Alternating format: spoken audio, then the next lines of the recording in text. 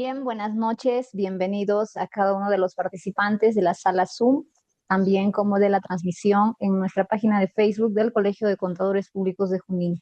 Les damos la más cordial bienvenida desde el área de eventos académicos en esta nuestra primera conferencia virtual gratuita que realizamos hoy jueves 15 de enero del 2026. Empezamos con uno de nuestros principales aliados estratégicos de la Orden Profesional de Contabilidad. Es así que justamente hoy hemos tenido una reunión con SUNAFIL, donde se ha renovado la alianza estratégica que tenemos vigente por el plazo de 2 años. Se ha firmado, nuestra decana ha firmado el plan de trabajo con esta institución, sobre todo en el área académica, en beneficio de ustedes, nuestros agremiados, y también de toda la comunidad contable. Es así que se ha programado diferentes conferencias, diferentes temas a las cuales se va a tocar a lo largo del año, ¿no? En beneficio de toda la comunidad contable, de todas las personas que trabajan en diversas empresas e instituciones que tienen que ver con el ámbito laboral. Es así que hoy día vamos a tocar un importante tema para lo cual nos acompaña la representante.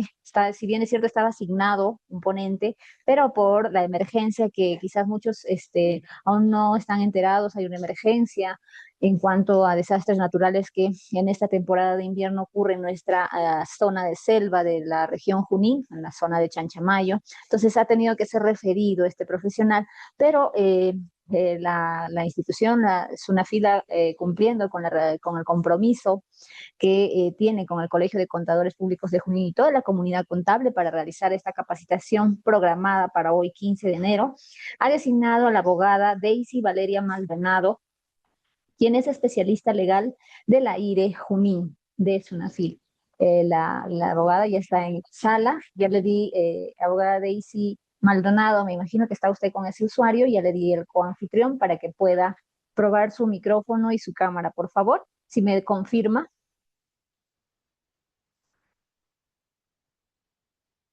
Abogada Daisy, la escuchamos.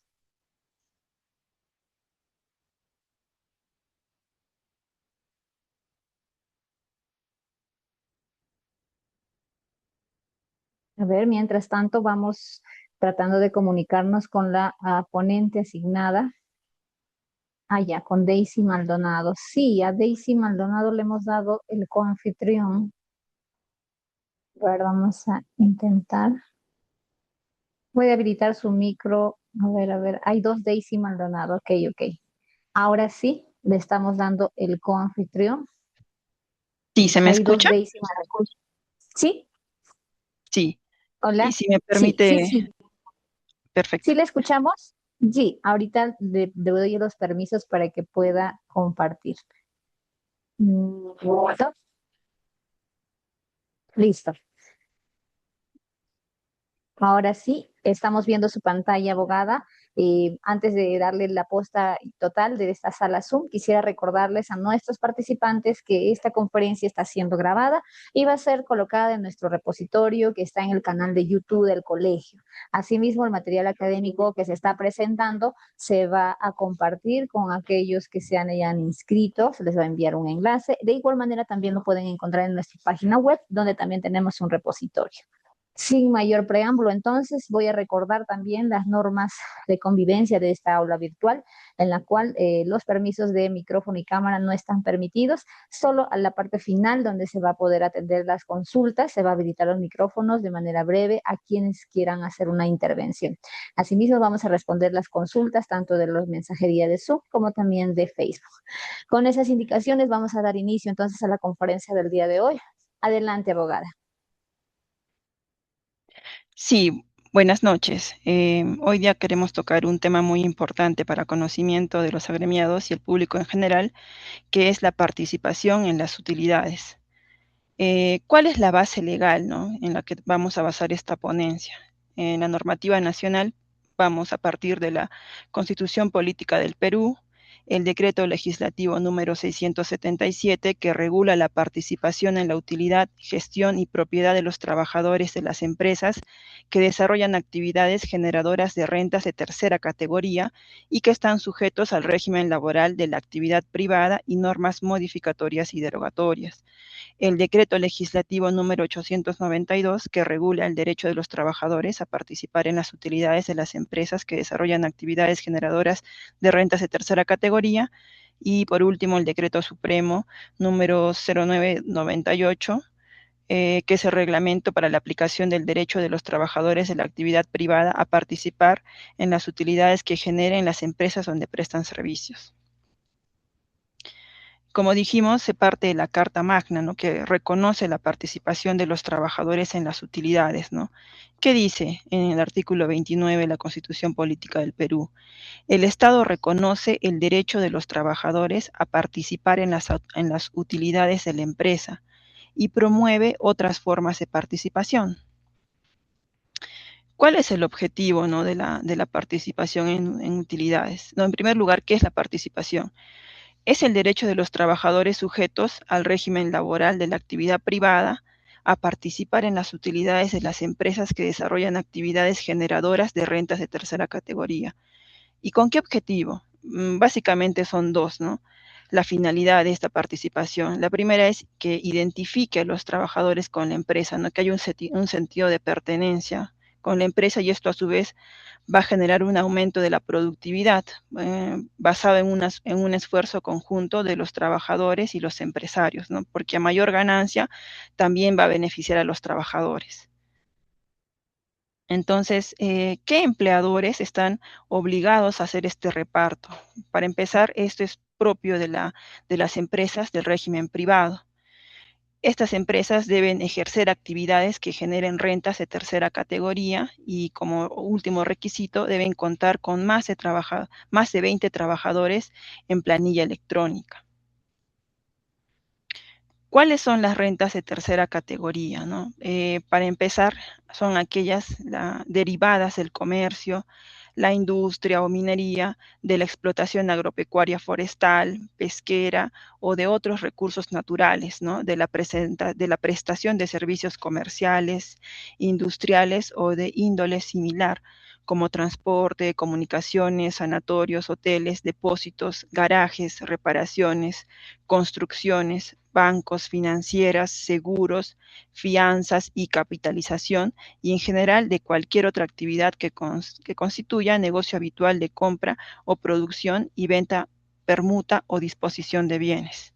También las derivadas de la actividad de los agentes mediadores de comercio, rematadores y martilleros, y de cualquier otra actividad similar. Las que obtengan los notarios, las rentas obtenidas por el ejercicio en asociación o en sociedad civil de cualquier profesión, arte, ciencia u oficio, y cualquier otra renta no incluida en las demás categorías. Entonces, habíamos mencionado que uno de los requisitos para que los empleadores otorguen estas utilidades a sus trabajadores es en función a que tengan como mínimo 20 trabajadores en planilla electrónica. Entonces, ¿cómo se saca ese promedio, ¿no?, de trabajadores? Para empezar, se sumará el número de trabajadores que hubieran laborado para la empresa en cada mes del ejercicio correspondiente, y el resultado total se dividirá entre 12, ¿no? Aquí tenemos un ejemplo, 2 cuadritos, ¿no?, por mes. Enero, digamos, tuvo 20 trabajadores, febrero 21 y así sucesivamente, ¿no? Entonces, ¿qué pasa con eso? Si el número resultante incluyera una fracción, se aplicará el redondeo a la unidad superior siempre y cuando dicha fracción sea igual o mayor a 0.5, ¿no? En el primer cuadrito de naranja estamos obteniendo, ¿no?, de la suma total de todos los meses, de enero a diciembre, un total de 251. Eso se divide entre 12, ¿no? Y el resultado en el primer caso es 20.91. Como la cifra después del punto es mayor a 0.5, esto se redondea al siguiente número, que es 21. En el segundo caso, que es el cuadrito de 20, el total de la suma de los 12 meses ha dado 244. Entre 12, 20.33. Como no supera el 0.5, esto simplemente se queda en 20, ¿no? y así determinan en ambos casos la cantidad de trabajadores. En el primer caso, 21 y en el segundo 20. Cuando en un mes varíe el número de trabajadores contratados por la empresa, se tomará en consideración el número mayor, ¿no? Acá, por ejemplo, nos ponen el caso. La empresa ABC durante los meses de enero a octubre tuvo 20 trabajadores. En el mes de noviembre, la primera quincena tuvo 20 trabajadores, pero finalizó este mes con 19 trabajadores, porque uno renunció, ¿no? Finalmente, el mes de diciembre tuvo 19 trabajadores. La pregunta es, ¿qué número de trabajadores considerará en el mes de noviembre para determinar si excede o no de 20 trabajadores? Aquí nos pone, ¿no? Ha tenido 20 trabajadores de enero a octubre, pero en noviembre, que está resaltado con rojo, en un inicio, en la primera quincena tuvo 20 y en la segunda 19. ¿Qué dice la ley? Que se toma el número mayor. Entonces, para efectos del cálculo, en el mes de noviembre lo están considerando como 20 trabajadores. Y como diciembre terminó con 19, no hay ninguna especulación al respecto, entonces el total es 239, ¿no? Se divide entre 12 y el resultado es 19.91, que se redondea y como dijimos da el total de 20. Ahora, ¿qué empresas están excluidas de esta repartición de utilidades? Las cooperativas, las empresas autogestionarias, las sociedades civiles y las empresas que no excedan de 20 trabajadores. ¿Y a qué personas, ¿no?, que prestan servicios para las empresas no les corresponde este beneficio, ¿no? A los locadores de servicios, porque no son trabajadores como tal, a los jóvenes en formación bajo cualquier modalidad de convenio, como por ejemplo los practicantes, a los trabajadores de microempresa, ¿no? Pero esta condición de microempresa debe estar debidamente acreditada en el REMIPE. Entonces, la ley también ha determinado que hay un porcentaje de distribución de acuerdo a la actividad que realizan las empresas, ¿no? Entonces, los trabajadores participan en las utilidades de la empresa mediante la distribución por parte de esta de un porcentaje de la renta anual antes de impuestos. Entonces, por ejemplo, ¿no?, si la actividad que ejerce la empresa es pesquera, el porcentaje es el 10%. Agrarias, en este caso, la ley ha determinado que si el periodo está comprendido entre el 2024 al 2026, 7.5%, pero a partir del 2027 ya va a ser 10%. Empresas de telecomunicaciones, 10%. Empresas industriales, 10%.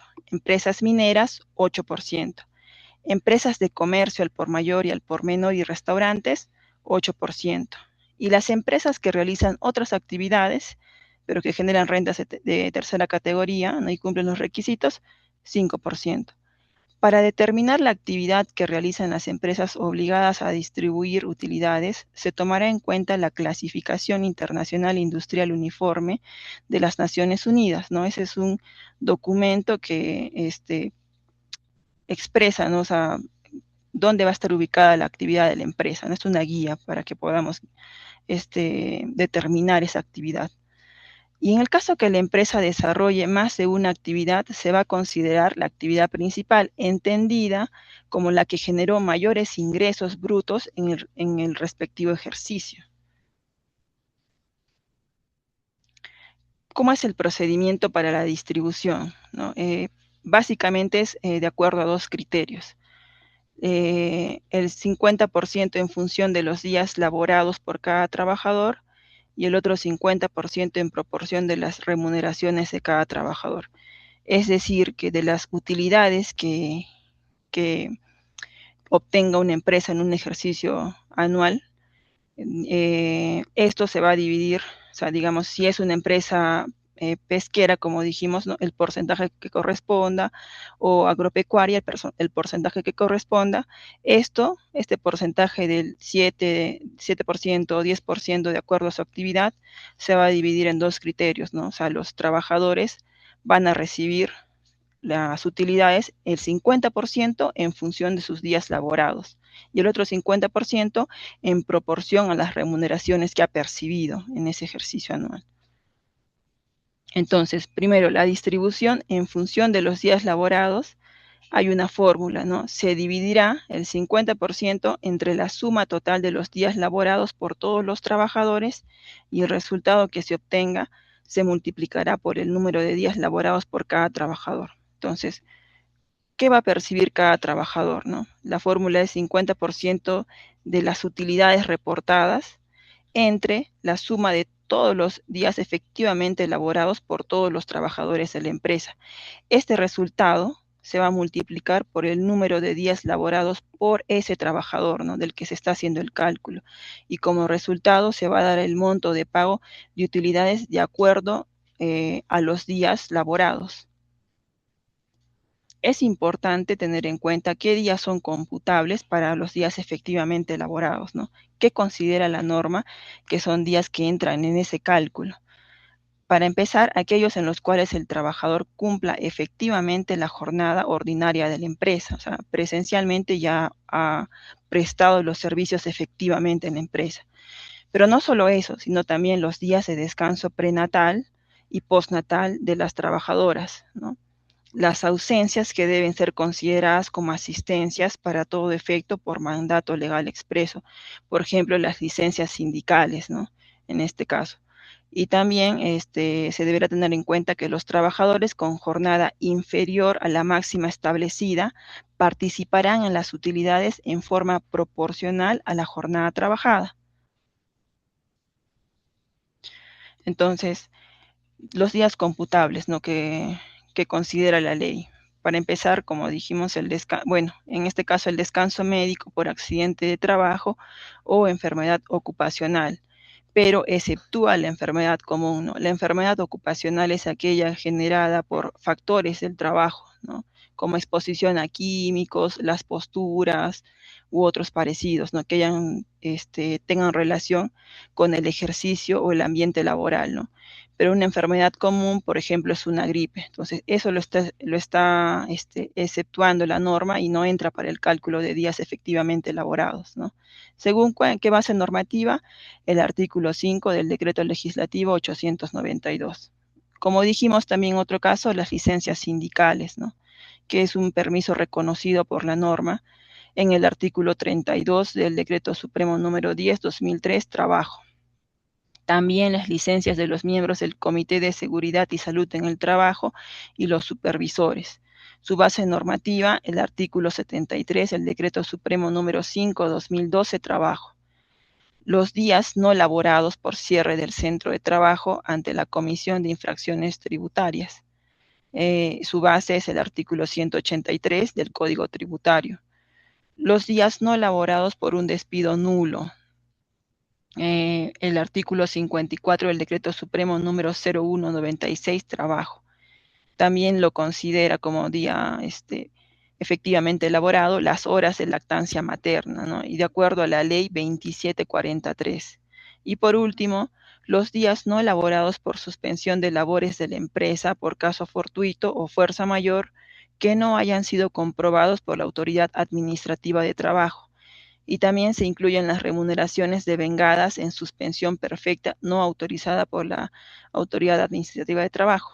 ¿Cuál es la base normativa? El artículo 23 del Decreto Supremo número 96-Trabajo. Hay que tener en cuenta algo muy importante en la distribución en función de estos días laborados, ¿no? Tratándose de trabajadores que laboran a tiempo parcial, se sumará el número de horas laboradas de acuerdo a su jornada hasta completar la jornada ordinaria de la empresa, ¿no? Para eso debemos recordar que la jornada a tiempo parcial es la que llega a máximo 4 horas diarias, ¿no? En el caso del personal no sujeto al cumplimiento de un horario o a control de ingreso y salida, no será de aplicación el artículo anterior, debiendo considerarse como días efectivos de trabajo todos los laborables en la empresa, salvo prueba en contrario. Ahora, como dijimos, ¿no? Esta cantidad de utilidades generadas por la empresa en un ejercicio anual tenía como primer criterio la distribución en función de los días efectivamente elaborados y el otro criterio era la distribución en función de las remuneraciones, ¿no? Igualmente hay una fórmula para sacar este cálculo, ¿no? que es que se va a dividir el 50% restante, ¿no?, entre la suma total de las remuneraciones de todos los trabajadores que correspondan al ejercicio, y el resultado obtenido se multiplicará por el total de las remuneraciones que corresponda a cada trabajador en el ejercicio. Entonces, cada trabajador va a percibir lo siguiente, ¿no? El 50% del total de las utilidades. Eso va a ser dividido entre la suma total de las remuneraciones de todos los trabajadores en el ejercicio. Disculpen, debo aclarar, el 50% de las utilidades, del porcentaje de utilidades que corresponde según la actividad, ¿no? Esto se divide entre la suma total de las remuneraciones de todos los trabajadores en el ejercicio. Se va a multiplicar este resultado por el total de remuneraciones que corresponda a cada trabajador en el ejercicio, o sea, cuánto ha percibido el trabajador, ¿no? Y este es ese resultado va a ser el monto que le va a corresponder al trabajador en función de sus remuneraciones percibidas en ese ejercicio anual.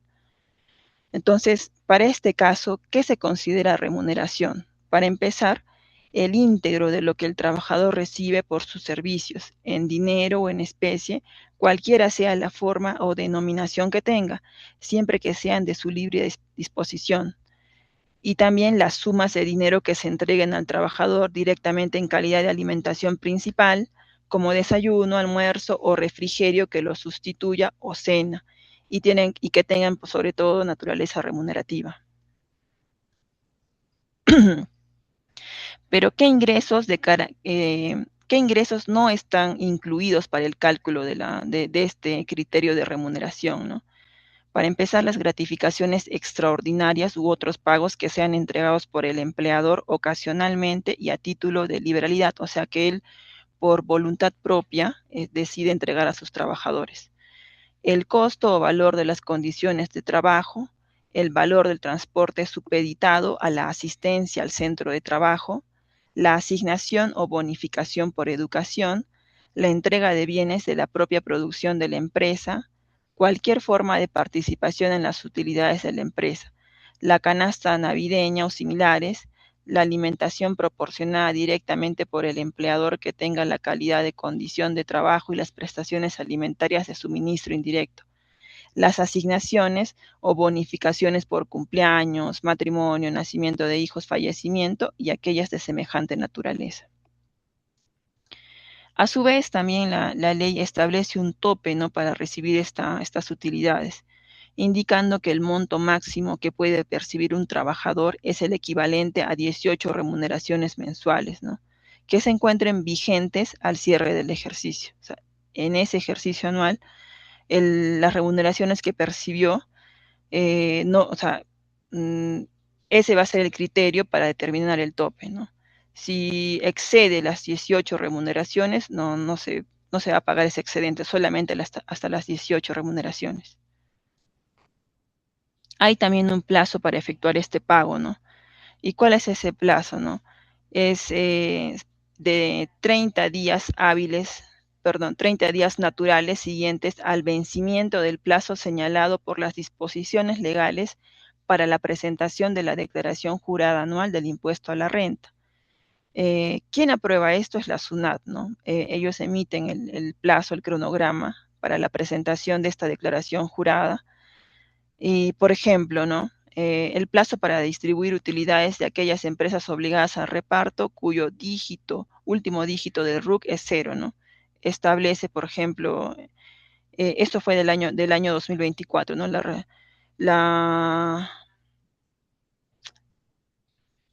Estableció que para negocios o empresas no comprendidos en el ámbito de aplicación de la ley número 31940, ¿no?, según cada último dígito del número de RUC de la empresa, ha establecido un plazo, ¿no? En este caso nos dice que el último dígito de la empresa es 0, entonces el plazo va a iniciar el 26 de marzo del 2025 y según los 30 días naturales va a finalizar el 25 de abril del 2025. Entonces, hasta ahí, en ese periodo, cada empleador tiene ese plazo, ¿no?, según su último dígito de RUC, ¿no?, y que establezca la SUNAT los 30 días naturales para efectuar la repartición de utilidades a sus trabajadores. Ahora, es también importante la obligación que tiene el empleador de entregar una hoja de liquidación especial, ¿no? Para donde saquen el cálculo de las utilidades, ¿no? Entonces, al momento del pago de la participación en las utilidades, las empresas entregarán a los trabajadores y ex trabajadores con derecho a este beneficio una liquidación que precise la forma en que ha sido calculado. ¿Esto con qué fin? ¿No? De que se pueda, el trabajador pueda comprobar que el cálculo sea el correcto y que está recibiendo las utilidades de forma íntegra y no incompleta. Entonces, ¿qué exige la ley que debe contener esta hoja de cálculo especial para la repartición de utilidades? En primer lugar, el nombre o razón social del empleador, el nombre completo del trabajador, la renta anual de la empresa antes de impuestos, el número de días laborados por el trabajador, la remuneración del trabajador considerada para el cálculo, ¿no? En este caso verificamos los dos criterios que dijimos, ¿no? El 50% en función de los días laborados y el otro 50% en función de la remuneración del trabajador, ¿no? Además de eso, el número total de días laborados por todos los trabajadores de la empresa con derecho a percibir utilidades, la remuneración total pagada a todos los trabajadores de la empresa, y por último, el monto del remanente generado por el trabajador, de ser el caso. También se establece, ¿no? El pago de intereses legales por pago extemporáneo, ¿no? Vencido el plazo y previo requerimiento de pago por escrito, la participación en las utilidades que no se haya entregado genera interés moratorio correspondiente, ¿no? Para trabajadores cesados antes de la fecha de reparto, ¿no? O sea, que hayan terminado su vínculo laboral antes de que se efectúe el reparto de las utilidades, ¿no? Ellos tienen derecho a cobrar el monto que les corresponda en el plazo de 4 años, que se cuenta a partir del momento en que debió efectuarse la distribución, ¿no? En este caso, no es de aplicación el interés señalado, pero en el caso de la suspensión de la relación laboral, el requerimiento se hará vencidos los 30 días naturales, como dijimos, de haberse reiniciado las labores sin que se hubiese efectuado el pago de las utilidades. Ahora, ahí es muy importante tener en cuenta cómo se efectúa el procedimiento inspectivo, ¿no? Primero, empieza con la denuncia o una solicitud, ya sea de un particular, de una institución, para que se efectúen las actuaciones inspectivas, ¿no? Entonces, eso hace que se genere una orden de inspección. Esa orden de inspección va a designar de forma aleatoria a un inspector de trabajo, ¿no? Para que efectúe las actuaciones inspectivas, ¿no? Entonces, este inspector, una vez designado, tiene el plazo máximo de 10 días hábiles para iniciar las actuaciones inspectivas de investigación, que van a consistir en la comprobación de datos o antecedentes, ¿no? En los datos que obran en la administración pública, requerimientos de información por medio de sistemas de comunicación electrónica, como la casilla electrónica, ¿no? Para ver si directamente le va a preguntar al empleador si ha cumplido con este pago o que le remite el cálculo o lo que considere el inspector conveniente para determinar que el empleador está cumpliendo con su obligación de reparto de utilidades en este caso. También puede ejercer visitas de inspección a los centros o lugares de trabajo, o también puede ejercer citas de comparecencia, ¿no? Donde va a directamente requerir información y entrevistarse con el empleador, quien le va a exponer, ¿no? La forma en que ha cumplido o no lo ha hecho de su obligación laboral. Entonces, en ese plazo, esas actuaciones inspectivas tienen un plazo máximo, prorrogable inclusive, de 30 días, ¿no? O sea, 30 días hábiles para ejercer estas actuaciones inspectivas de investigación que pueden ser prorrogados por 30 días adicionales. Al término de ello, no se pueden tomar ciertas medidas inspectivas, siendo la más común la medida inspectiva de requerimiento, ¿no? Una vez confirmado o identificado un caso de incumplimiento de la obligación sociolaboral, o bueno, en otro caso de seguridad y salud en el trabajo, el inspector emite una medida de requerimiento otorgando un plazo razonable para que el empleador cumpla con subsanar su conducta infractora, ¿no? Depende de eso el inspector va a determinar si emite un informe de inspección o un acta de infracción. El informe de inspección es cuando determina que no hay conducta infractora, ¿no? Que el empleador está cumpliendo con su obligación, ¿no? O en todo caso, al haber determinado la existencia de conducta infractora y se le ha otorgado el plazo en la medida de requerimiento, por ejemplo, y lo ha subsanado, entonces eso también amerita que el inspector emita un informe de inspección. Pero en el caso de que emita, de que identifique una situación de infracción laboral y que se haya otorgado, ¿no?, el plazo para subsanar y no obstante a ello el empleador persiste en sostener su conducta infractora, emite la correspondiente acta de infracción. O también en el caso de que la conducta infractora identificada sea de carácter insubsanable, ¿no? No se puede subsanar, entonces directamente se emite el acta de infracción.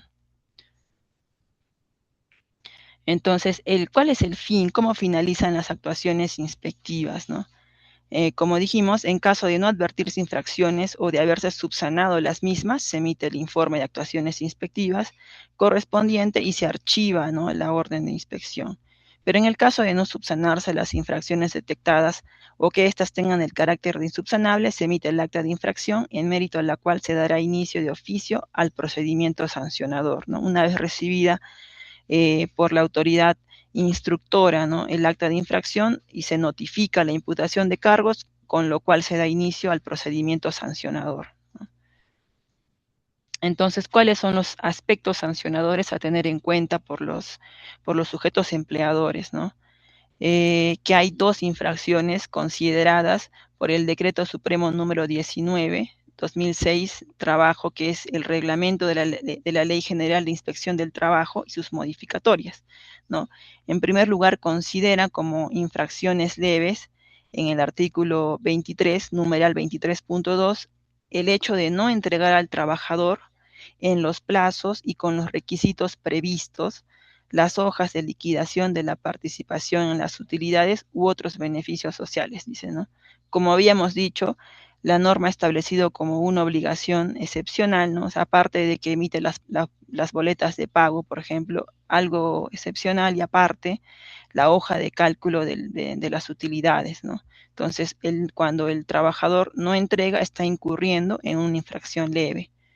Y como infracción grave, en el numeral 24.4 del artículo 24, ha establecido la conducta de no pagar u otorgar íntegra y oportunamente las remuneraciones y los beneficios laborales a los que tienen derecho los trabajadores por todo concepto, ¿no?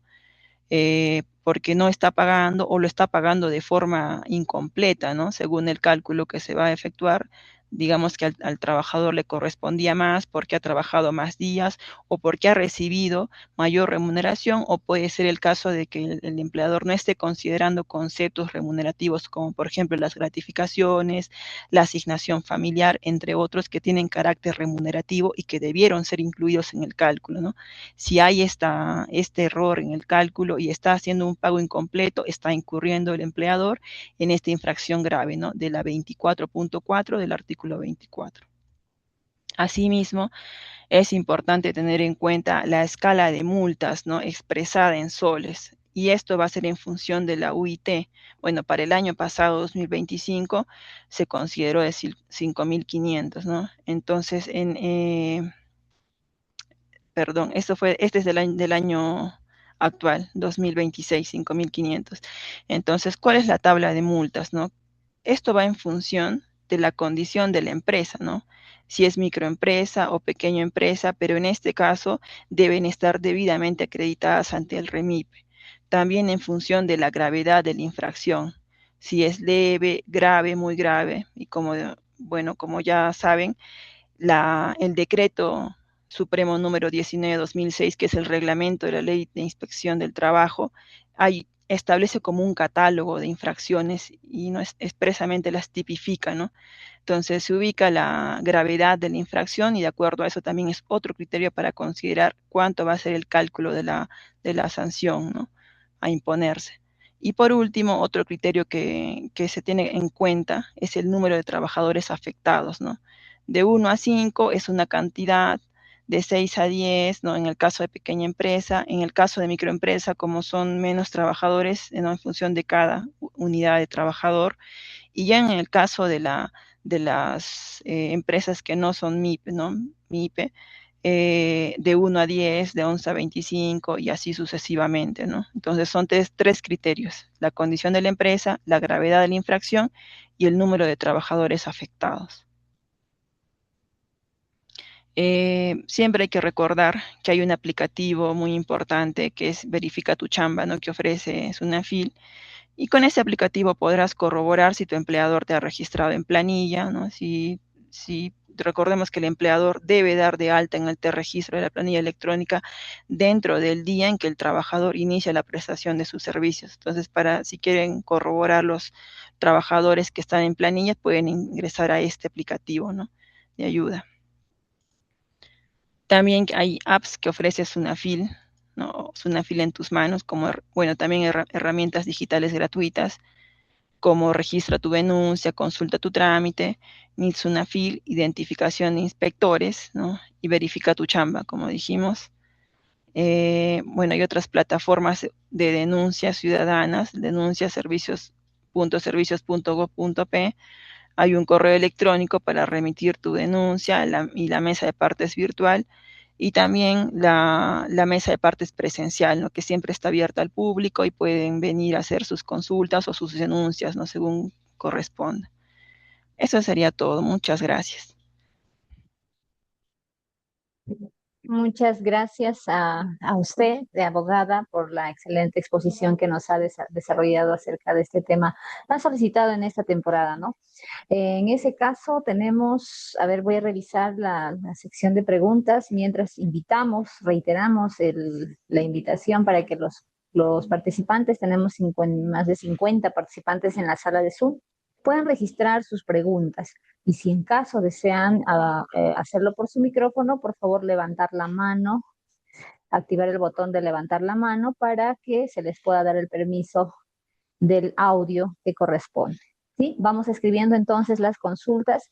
En tanto, yo voy a revisar si hubiera consultas en el chat de Facebook. No tenemos consultas en el chat. Sin embargo, tenemos una pregunta de momento de parte de Álvaro Guillermo Tinco Llave, quien pregunta: ¿la movilidad y refrigerio se considera para el cálculo? Y también consulta: ¿la CTS también se considera? Abogada, ¿qué le respondemos, por favor? En ambos casos, la CTS sí tiene carácter remunerativo, entonces está incluida en el cálculo. En el caso del refrigerio, por ejemplo, si es una comida principal, ¿no? Como el desayuno, el almuerzo o la cena brindada por el trabajador y tiene carácter remunerativo, también entra en el cálculo para la distribución de utilidades. De acuerdo, tenemos entonces ahí la respuesta, estimado Álvaro Guillermo Tinco Llave, de la consulta realizada. Si no hubiera más preguntas, entonces invitamos otra vez. Tenemos de José Flores, que tiene una consulta. ¿Cómo saber si la empresa en la que laboro tiene que pagar utilidades? Ya. Como dijimos anteriormente, son 3 requisitos, ¿no? Que genere rentas de tercera categoría, que tenga más de 20 trabajadores inscritos en planilla electrónica, y también tiene que ser del sector privado, ¿no? Entonces, para verificar cuál es el porcentaje que le corresponde a los trabajadores de participación en las utilidades de la empresa, tiene también que verificarse cuál es la actividad que está ejerciendo. Como mencionamos anteriormente, hay una clasificación que otorga el documento de las Naciones Unidas, donde establece el porcentaje, ¿no? Por ejemplo, según si es agropecuaria, si es pesquera, sector minería, y de acuerdo a ello hay un porcentaje de participación, ¿no? Según la actividad de la empresa. De acuerdo, comprendido. Entonces tenemos otra consulta de Darío Rojas. Él nos consulta sobre las empresas las pequeñas empresas deben pagar utilidades. ¿Es así? Si ya no están los trabajadores en la empresa en el año 2025, ¿se les debe pagar? ¿No los ubica? ¿Cómo hace para poder pagarles? En el caso de las pequeñas empresas sí están incluidas, pero las que no son las microempresas, pero para ello deben estar debidamente acreditadas en el REMIPE, ¿no? Como microempresas. Esas están exceptuadas del reparto de utilidades. La segunda pregunta respecto del cese del trabajador, ¿no? En el ejercicio anual, sí, porque se va a hacer como un cálculo, ¿no? Como dijimos, había dos criterios, ¿no? Uno en función de los días efectivamente elaborados y otro en función de la remuneración percibida por el trabajador. Entonces, ahí en esos días efectivamente elaborados se va a contabilizar hasta dónde ha trabajado el trabajador o hasta cuándo y cuánto de remuneración ha percibido en ese periodo, ¿no? Entonces, el trabajador recibe, en efecto, aunque su relación laboral haya terminado, ¿no? En ese año fiscal terminó, pero sí recibe. De acuerdo. Pablo Curasma nos pide compartir la diapositiva, entiendo, abogada, que nos va a compartir después de culminar esta capacitación.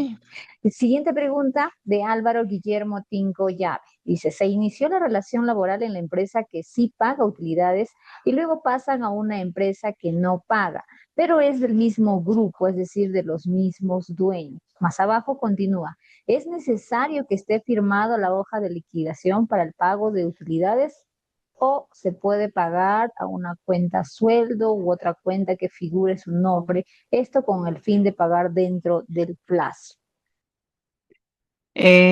Respecto de la primera pregunta, la obligación de pago es de forma personal, o sea, considerando que la persona puede ser o jurídica o natural, no el empleador. Entonces, por más de que sean de los mismos dueños, como puede haber identificado el trabajador, estamos hablando, digamos, de la empresa A. Entonces, respecto de esa empresa, si le corresponde utilidades, va a ser ese cálculo aparte. Su derecho es con esa empresa A.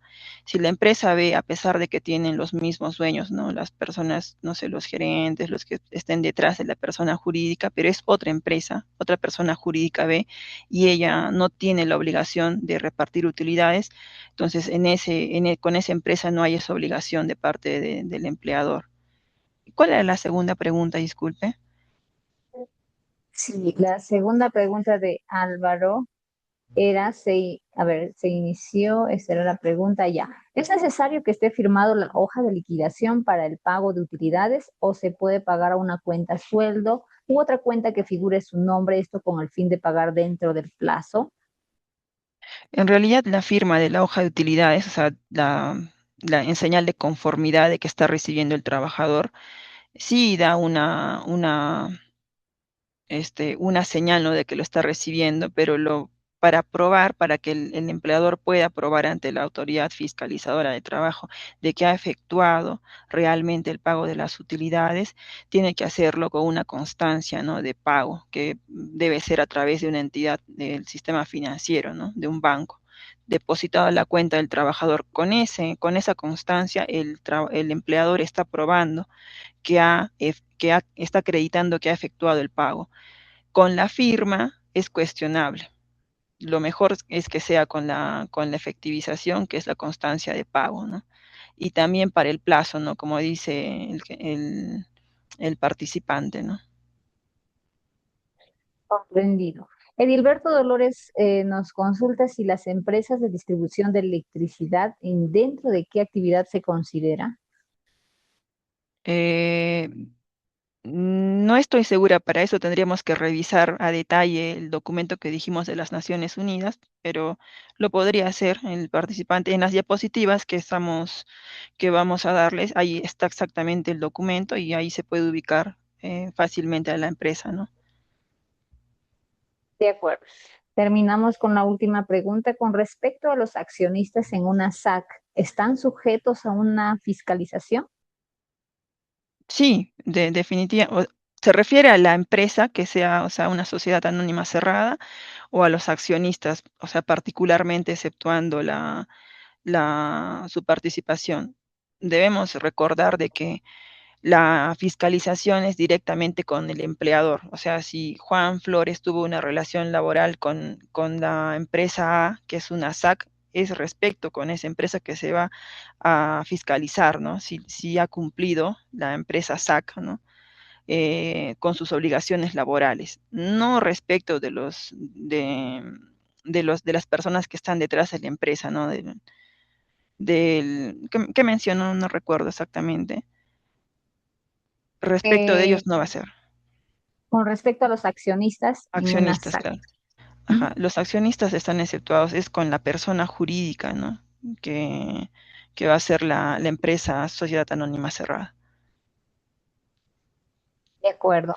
Creo que con esa intervención hemos cerrado la sección de preguntas. Voy a revisar una vez más en la página de Facebook si hubiera consultas. Sí, hay una consulta, abogada. Dice Enrique, pregunta, buenas tardes, ¿cómo sería en cálculo para el reparto en la participación de utilidades en una empresa constructora, en donde se tiene trabajadores del régimen 728 y régimen de construcción civil?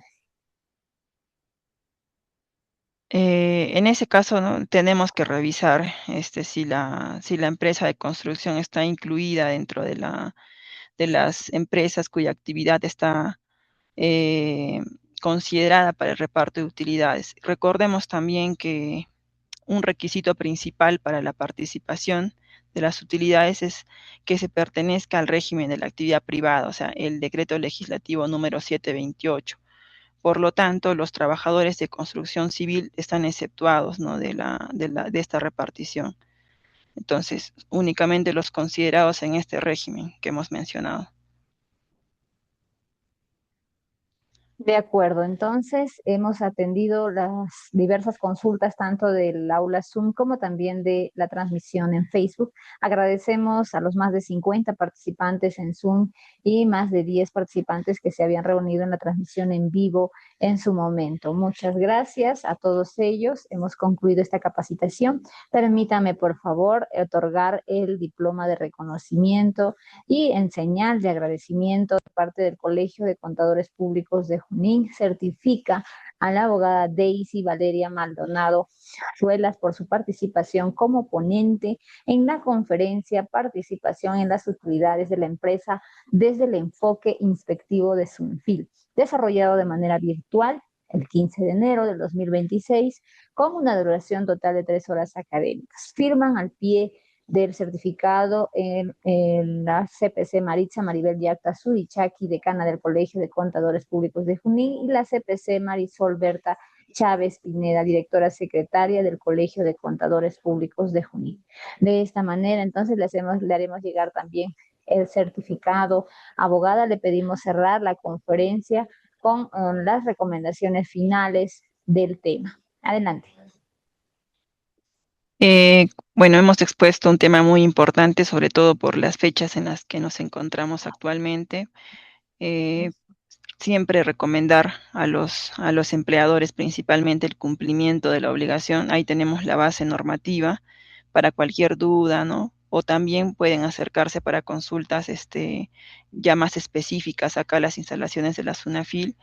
Igualmente, en el caso de los trabajadores que deseen comprobar si están dentro de los trabajadores con derecho a recibir estas utilidades o si el cálculo que se ha efectuado, el monto que están recibiendo es el correcto, ¿no? También pueden acercarse, pueden hacer las consultas que consideren necesarias, ¿no? Nada más eso. Muchas gracias. Gracias a usted entonces, abogada, gracias a Sunafil. Nos despedimos, no sin antes anunciarles que el día de mañana también tenemos una conferencia a las 6 de la tarde con el tema de beneficios tributarios del sector turismo, la ley 32392, Ley General del Turismo. Mañana nos acompaña Doris Villanueva Serrano, funcionaria de SUNAT. Desde las 6 de la tarde estaremos enviando el enlace Zoom a todos los grupos de WhatsApp, lo estaremos compartiendo en Facebook al momento de la transmisión y también les enviaremos a quienes se registren en el link que está publicado. Vamos a volver a compartirlo en nuestras redes sociales y en los grupos de WhatsApp. Recuerden que aquellos que no están agremiados al colegio pueden unirse a todos estos eventos a través del canal de WhatsApp que tiene el Colegio de Contadores Públicos de Junín. Cualquier consulta, estamos prestos a ayudarlos desde el área de eventos académicos. Les recuerdo el número de contacto directo, es el 997-680-429. 997-680-429. Nos vemos entonces, agradecemos una vez más a todos aquellos que se han reunido el día de hoy en nuestra primera conferencia académica de manera virtual del año 2026. Sin duda, este va a ser un año, una temporada muy importante para toda la comunidad contable porque Huancayo será sede del Congreso Internacional de Teoría Contable. Nos vemos entonces el día de mañana. Gracias, buenas noches.